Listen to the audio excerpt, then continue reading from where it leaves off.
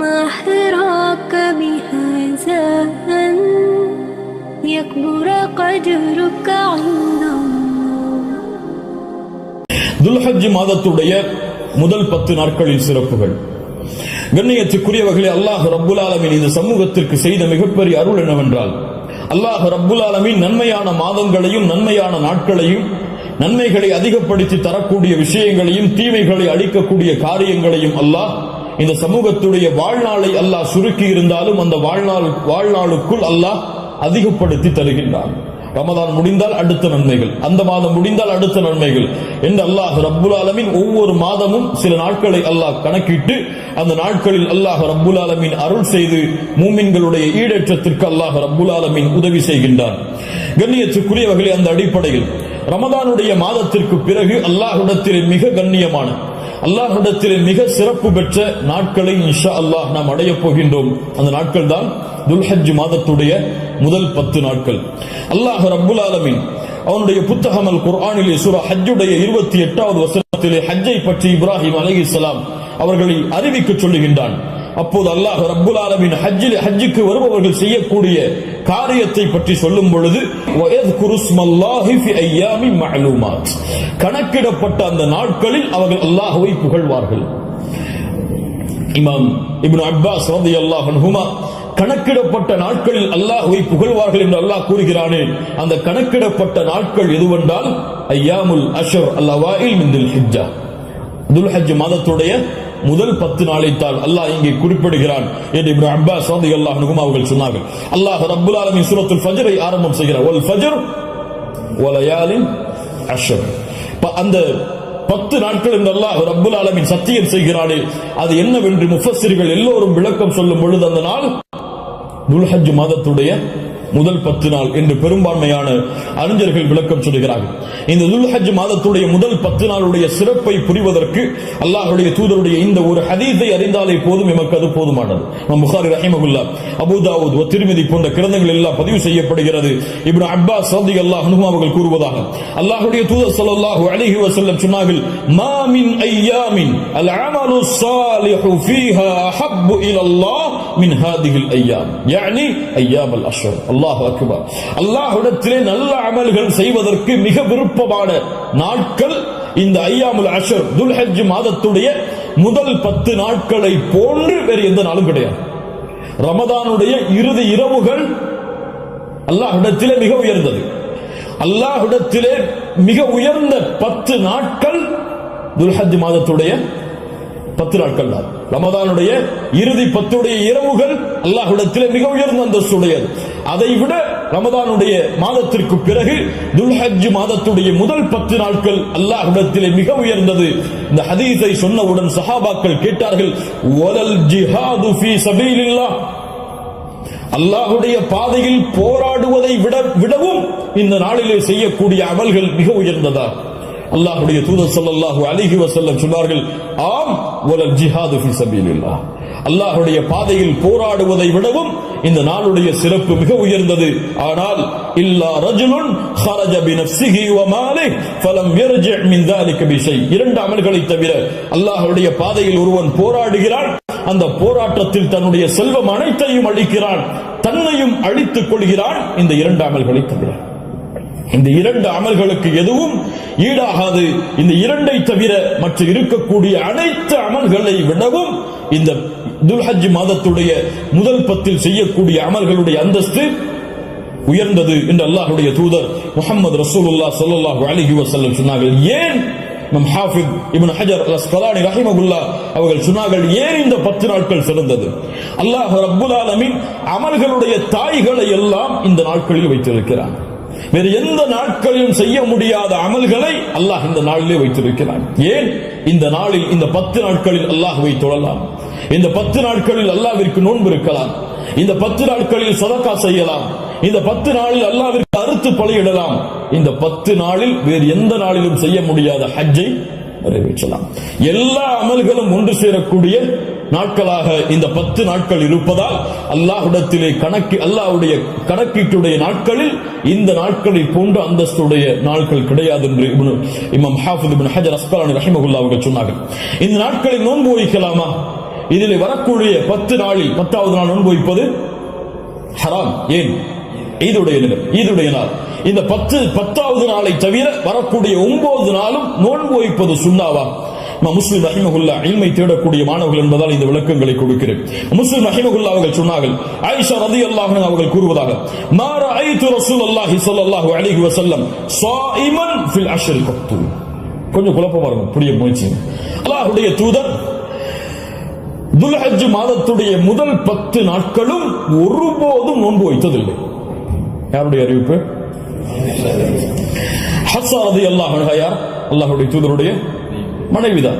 நஸை போன்ற கிரந்தங்களில் சஹீஹான அறிவிப்பாக பதிவு செய்யப்படுகிறது, லம் யத ரசூலுல்லாஹி ஸல்லல்லாஹு அலைஹி வஸல்லம் ஸியாம் ஹிஜ்ஜா. அல்லாஹ்வுடைய தூதர் ஸல்லல்லாஹு அலைஹி வஸல்லம் துல்ஹஜ் மாதத்துடைய முதல் 9 நாளும் எப்போதும் நோன்பை விட்டதில்லை. ஒரு ஹதீஸ் என்ன சொல்கிறது?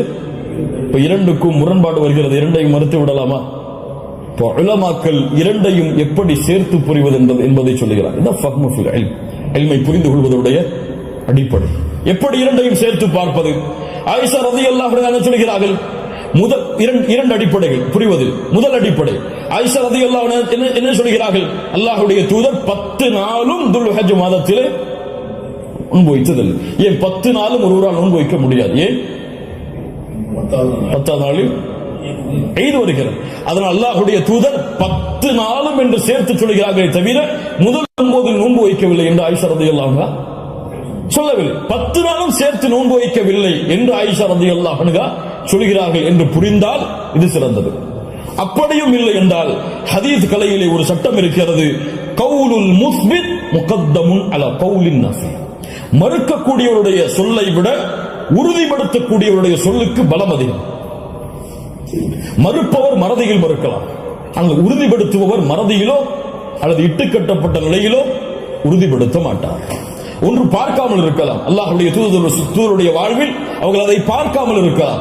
அந்த நாளில் அல்லாஹ்வுடைய தூதர் ஆயிஷா ரலியல்லாஹு அன்ஹாவோடு இல்லாமல் இருந்திருக்கலாம். ஆனால் ஹஃப்ஸா ரலியல்லாஹு அன்ஹா உறுதிப்படுத்துகிறார்கள். உறுதிப்படுத்துபவர் மறதியில் உறுதிப்படுத்த முடியாது, உறுதிப்படுத்துபவர் பார்க்காமல் உறுதிப்படுத்த முடியாது. அதனால் இந்த சட்டத்தின் அடிப்படையிலும் அல்லாஹ்வுடைய தூதர் 9 நாள் நோன்பு வைத்தார்கள் என்ற ஹதீஸ் தான் உயர்ந்த தரமுடையது என்று ஹதீஸ் கலையுடைய அறிஞர்கள் விளக்கம் சொல்கிறார்கள். அதனால் சட்டம் என்னவென்றால் 9 நாளும் நோன்பு வைப்பது சுன்னா. யாருக்கு இயலுமோ யாருக்கு முடியுமோ அவர்கள் துல்ஹஜ் மாதத்துடைய முதல் 9 நாட்களும் நோன்பு வைப்பது சுன்னா. 10வது நாள் நோன்பு வைப்பது ஹராம். நோன்புடைய சிறப்புகளை பற்றி நமக்கு தெரியும். அல்லாஹ்வுடைய பாதையில் ஒருவர் அல்லாஹ்வுடைய முகத்தை நாடி ஒரு நாள் நோன்பு வைத்தால் பஅதல்லாஹு வஜ்ஹஹு அனின் நாரி 70 ஹரீஃபா. ஹரீஃபா என்றால் ஆம். அல்லாஹ்வுடைய தூதர் ஸல்லல்லாஹு அலைஹி வஸல்லம் சொன்னார்கள், அல்லாஹ்வுடைய பாதையில் அல்லாஹ்வுடைய முகத்தை நாடி ஒருவர் ஒரு நாள் நோன்பு வைத்தால் அல்லாஹ் ரப்புல் ஆலமீன் அவருடைய முகத்தை நரகத்தில் இருந்து 70 ஆண்டுகள் தூரமாக்குகிறார். அல்லாஹ் அக்பர். அல்லாஹ் ரப்புல் ஆலமீன் அந்த பாக்கியத்தை நமக்கு கொடுப்பானாக. அல்லாஹ்வுடைய தூதர் ஸல்லல்லாஹு அலைஹி வஸல்லம் துல்ஹஜ் மாதத்துடைய முதல் 10 நாட்களில் வரக்கூடிய யௌம் அரஃபா, அரஃபாவுடைய தினத்துடைய சிறப்பை பற்றி சொன்னார்கள். மா மின் யௌமின் அக்ஸர மின் அய்யுஅதிகல்லாஹு ஃபீஹி அப்தன் மினன் நார் மின் யௌமி அரஃபா. அல்லாஹ் ரப்புல் ஆலமீன் அதிகமான நரக விடுதலையை கொடுக்கக்கூடிய நாள் அது அரஃபாவுடைய நாள் தான். அரஃபாவுடைய நாளில் அல்லாஹ் முதல் வானத்திற்கு வருகிறான். எப்படி வருகிறான்? ஏன் வருவான் தெரியாது. அல்லாஹ் வருவான். அவனுடைய அவன் விரும்புகின்ற முறையில் அல்லாஹ் வருவான். என்ன செய்வான்? கேட்பான், மா இவர்கள் எதை விரும்புகிறார்கள்? மா அராத ஹவுலா, இவர்கள் எதை விரும்புகிறார்கள்? வேறொரு ஹதீஸில் அல்லாஹ் ரப்புல் ஆலமீன் அங்கே கூடியிருக்கக்கூடிய எல்லோருக்கும் அல்லாஹ் மன்னிப்பை வழங்குவான். அல்லாஹ் ரப்புல் ஆலமீன் அப்படிப்பட்ட மன்னிப்பாளர்களாக ஹஜ் செய்த நம்முடைய முஸ்லிம்களையும் மூமின்களையும் அல்லாஹ் ஆக்குவானாக. அல்லாஹ்வுடைய தூதர் ஸல்லல்லாஹு அலைஹி வஸல்லம் சொன்னார்கள், அரஃபாவுடைய அந்த இடத்தில் ஒன்று கூற முடியாத மூமின்களை, ஹஜ்ஜுக்கு செல்ல முடியாத மூமின்களுக்கு அல்லாஹ்வுடைய தூதர் சொன்னார்கள், ஸியாமு யௌமி அரஃபா. அரஃபாவுடைய நாளில் நோன்பு வைப்பது அவருடைய முன் சென்ற ஒரு வருடத்துடைய பாவத்திற்கும் பின் சென்ற ஒரு வருடத்துடைய பாவத்திற்கும் பாவ மன்னிப்பாக இருக்கும். அல்லாஹ் அக்பர். முன் சென்ற வருடத்துடைய ஒரு வருட பாவம், பின் சென்ற வருடத்துடைய ஒரு வருட பாவத்திற்கு மன்னிப்பாக அமையும் என்று அல்லாஹ்வுடைய தூதர் ஸல்லல்லாஹு அலைஹி வஸல்லம் சொன்னார்கள். அல்லாஹ்வுடைய தூதர் ஸல்லல்லாஹு அலைஹி வஸல்லம் சொன்னார்கள், அஃதலுத் துஆ துஆஉ யௌமி அரஃபா. துஆக்களில் மிக சிறந்தது அரஃபாவுடைய தினத்தில் கேட்கப்படும் துஆவாகும். அல்லாஹ்வுடைய தூதர் ஸல்லல்லாஹு அலைஹி வஸல்லம் சொல்லிவிட்டு சொன்னார்கள், நானும் எனக்கு முன்னால் சென்ற நபிமார்களும் கூறிய வார்த்தைகளில் மிக சிறந்தது எது? லா இலாஹ இல்லல்லாஹ் வஹ்தஹு லா ஷரீக லஹ். லா இலாஹ இல்லல்லாஹ் வஹ்தஹு லா ஷரீக லஹ். இதுதான் மிகச் சிறந்தது அரஃபாவுடைய தினத்தில் கேட்கப்படக்கூடிய துஆ. கண்ணியத்துக்குரியவர்களே, இந்த 10 நாட்களில் அதிகமான அமல் செய்யக்கூடிய மூமின்களாக இருப்போம்.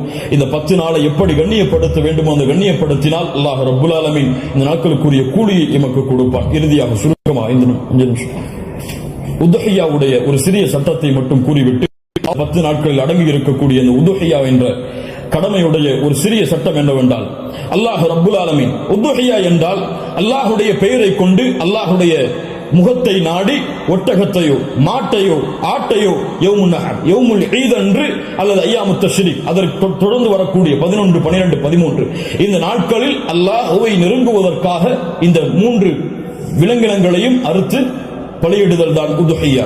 அல்லாஹ் ரப்புல் ஆலமீன் கூறுகிறான், இன்னா அத்தைனாக அல் கௌசர். அல்லாஹ் ரப்புல் ஆலமீன் நபியே கௌசர் என்ற தடாகத்தை உமக்கு வழங்குகிறான். அதனால் ஃபஸல்லி லிரப்பிக வன்ஹர், அல்லாஹ்வை தொழு, அல்லாஹ்விற்கு அறுத்து பலியிடுங்கள். வன்ஹர் வஸ்பஹ், அல்லாஹ்விற்கு அறுத்து பலியிடுங்கள் என்று அல்லாஹ் ரப்புல் ஆலமீன் கட்டளையிடுகிறான். இந்த உதுஹியாவுடைய விஷயத்தில் உலமாக்கள் மத்தியிலே கருத்து வேறுபாடு இருக்கிறது. சில உலமாக்கள் சொல்கிறார்கள், உதுஹியா என்பது வாஜிப், அதை விட்டால் பாவம். உதுஹியா வாஜிப், அது விட்டால் பாவம். ஆனால் ஜும்ஹூர் அஹ்லுல் இல்ம் உலமாக்களுடைய ஒட்டுமொத்த கூட்டத்துடைய கருத்து என்னவென்றால், பெரும்பான்மையான உலமாக்களுடைய கூட்டத்துடைய கருத்து என்னவென்றால், உதுஹியா சுன்னஹ், விட்டால் மக்ரூஹ், விட்டால் வெறுக்கத்தக்கது. அல்லாஹ்வுடைய தூதர் தங்களுடைய இறுதி 10 ஆண்டுகளில் ஒருபோதும் உதுஹியாவை தாங்கள் கரத்தால் அறுப்பதை விடவில்லை. இது சுன்னஹ், ஆனால் விட்டால் பெரும்பாவம் கிடையாது, விருக்கத்தக்கது. கண்ணியத்துக்குரியவர்களை யாருக்கு அல்லாஹ் வசதி செய்திருக்கிறானோ அவர்கள் எவ்வளவு விலங்கின அந்த ஆடுகளையோ மாடுகளையோ ஒட்டகங்களையோ அறுத்து பலியிட முடியுமோ அவர்கள் அறுத்து பலியிடலாம். ஒருவருக்கு ஒரு ஆடுதான். ஒரு மாட்டை ஒருவர் முழுவதாக அறுப்பதற்கு அவருக்கு செல்வம் இருந்தால், வசதி இருந்தால் அறுக்கலாம். அல்லது அந்த மாட்டை 7 பேர் பங்கு கொள்ளலாம். ஒட்டகமாக இருந்தால் அவர்களும் அதில் 7 பேர் பங்கு கொள்ளலாம். இப்படி ஒரு ஆட்டை ஒருவர், மாடை 7 பங்காக வைக்கலாம், ஒட்டகத்தை 7 பங்காக வைக்கலாம். அல்லது ஒட்டகம் முழுவதையும் ஒருவர் கொடுக்கலாம், மாடு முழுவதையும் ஒருவர் கொடுக்கலாம். 2 ஆடுகள் 3 ஆடுகள் என்று ஏழைகளுடைய கஷ்டங்களை நீக்க அல்லாஹ்வுடைய முகத்தை நாடுபவர்கள் எவ்வளவு அல்லாஹ் அவர்களுக்கு செல்வத்தை விசாலப்படுத்தி இருக்கிறாரோ அவ்வளவு அவர்களும் விசாலப்படுத்தலாம். அந்த விலங்கினங்களுடைய சட்டம் என்ன? ஆடாக இருந்தால் 1 வருடம் பூர்த்தியாக இருக்க வேண்டும், 2வது வருடத்தில் நுழைந்திருக்க வேண்டும். மாடாக இருந்தால் 2 வருடங்கள் பூர்த்தியாக இருக்க வேண்டும், 3வது வருடத்தில் அது நுழைந்திருக்க வேண்டும். ஒட்டகமாக இருந்தால் 5 வருடம் பூர்த்தியாக இருக்க வேண்டும், 6வது வருடத்தில் அது நுழைந்திருக்க வேண்டும். யாருக்கெல்லாம் ஒரு முழு குடும்பமாக ஒரே இடத்திலே ஒரே உணவை சாப்பிட்டு வசித்தால் அந்த முழு குடும்பத்திற்கும் ஒரு ஆடு போதுமானது, அல்லது முழு குடும்பத்திற்கும் ஒரு மாடு போதுமானது, அந்த முழு குடும்பத்திற்கும் ஒரு ஒட்டகம் போதுமானது. ஒரு குடும்பம் மொத்தமாக ஒரே இடத்திலே ஒரே உணவை சாப்பிட்டு இருந்தால், தனித்தனியாக வேறு வேறு உணவுகளை வைத்திருந்தால் அவர்கள் தனித்தனியாக உதுஹியாவை அவர்கள் கொடுக்க வேண்டும். கண்ணியத்துக்குரியவர்கள், இந்த முறையில் இந்த வணக்க வழிபாட்டை செய்வதற்கு அல்லாஹ் எமக்கு உதவி செய்வானாக. லை யனாலல்லாஹு லுஹுமுஹா வலா திமாஉஹா, இதனுடைய மாமிசங்களோ இரத்தங்களோ அல்லாஹ்வை சென்றடைவதல்ல. வலாக்கின் யனாலுஹு தக்வா மின்கும், உங்களுடைய உள்ளத்தில் இருக்கக்கூடிய தக்குவாதான் அல்லாஹ்விடத்தில் சென்றடைகிறது. கண்ணியத்துக்குரியவர்கள், நபி இப்ராஹிம் அலைஹிஸ்ஸலாம், இஸ்மாயில் அலைஹிஸ்ஸலாம் அவருடைய தியாகத்தை நினைவு கூறும் பொருட்டு இப்ராஹிம் அலைஹிஸ்ஸலாம் தன்னுடைய மகனை அல்லாஹ் அறுக்க கட்டளையிட்ட போது, நான் அறுக்க தயாராகிறேன் என்று இப்ராஹிம் அலைஹிஸ்ஸலாம் அல்லாஹ்விற்காக தன்னுடைய அல்லாஹ்வுடைய கட்டளையை ஏற்க துணிந்ததை போன்று, யா அல்லாஹ் நீ கூறினால் எதையும் செய்வதற்கு நான் தயார் என்ற தன்மையை வெளிப்படுத்துவதற்கு தான் இந்த யௌமுன் நஹர், யௌமுல் ஈதுடைய தினத்தில் ஆடுகளையோ மாடுகளையோ ஒட்டகங்களையோ அறுக்கக்கூடிய கட்டளை அல்லாஹ் கொடுத்திருக்கிறான். இது ஒரு சடங்காகவோ சம்பிரதாயமாகவோ இல்லாமல் அல்லாஹ்விற்காக செய்யப்படக்கூடிய வணக்க வழிபாடாக எண்ணி இன்று நியத்து வையுங்கள். அல்லாஹ் எனக்கு கொடுத்த செல்வத்தின் அடிப்படையில் இன்ஷா அல்லாஹ் இதை நான் விசாலப்படுத்துவேன். என்னால் எவ்வளவு முடியுமோ அவ்வளவு அல்லாஹ்வுடைய பாதையில் அறுத்து பலியிட்டு ஏழைகளுக்கும் நானும் அதிலிருந்து உண்பேன். கண்ணியத்துக்குரியவர்களை, சிறந்தது என்னவென்றால் நாம் வாழக்கூடிய இடங்களில் அறுத்து பலியிடுதல் தான் சிறந்தது. நாம் வாழாத ஊர்களில் அறுத்து பலியிடுதல் சிறந்தது கிடையாது, உலமாக்களுடைய குர்ஆன் சுன்னாவுடைய ஆதாரங்களின் அடிப்படையில். அதனால் நாம் அறுத்து முழுவதுமாக நாம எடுத்துக்கொள்ளலாம், அல்லது ஏழைகளுக்கு முழுவதுமாக கொடுக்கலாம், உறவினர்களுக்கு முழுவதுமாக கொடுக்கலாம். இதில் ஹதீஸ் அடிப்படையில் தெளிவான ஆதாரங்கள் எவ்வளவு பங்குகளை வைக்க வேண்டும் என்பதற்கு கிடையாது. ஆனால் 3 பங்காக வைத்து கொடுக்கப்பட வேண்டும் என்பது ஹதீஸ் கலையிலே ஹதீஸிலிருந்து இஜ்திஹாத் அதை ஆய்வு செய்து முடிவெடுத்த உலமாக்கள் இப்னு கய்யிம் போன்றவர்கள் 3 பங்காக அதை வைத்து பங்கிட வேண்டும் என்று விளக்கம் சொல்கிறார்கள். இன்ஷா அல்லாஹ் அதுவும் சிறந்ததுதான். ஒரு பங்கு எமக்கு, இன்னொரு பங்கு உறவினர்களுக்கு, இன்னொரு பங்கு ஏழைகளுக்கும் கொடுத்து உதவலாம், அல்லது பங்குகள் முழுவதுமாக ஏழைகளுக்கும் கொடுக்கலாம், அதிலிருந்து நாமும் முழுவதுமாக சாப்பிடலாம். இதில் எந்த தவறும் கிடையாது. அல்லாஹ் ரப்புல் ஆலமீன் இன்னும் விளக்கங்கள் உங்களுக்கு தேவை இருந்தால் உலமாக்களை அணுகி அதை கேட்டுக்கொள்ளுங்கள். அல்லாஹ் ரப்புல் ஆலமீன் இந்த இறுதி 10 நாட்களை கண்ணியப்படுத்தக்கூடிய இந்த இறுதி 10 நாட்களில் அதிகமான அமல்களை செய்து அல்லாஹ்வுடைய பொருத்தத்தை பெறக்கூடிய நன்மக்களாக அல்லாஹ் ரப்புல் ஆலமீன் என்னை உங்களையும் ஆக்கி அருள்புரிவானாக.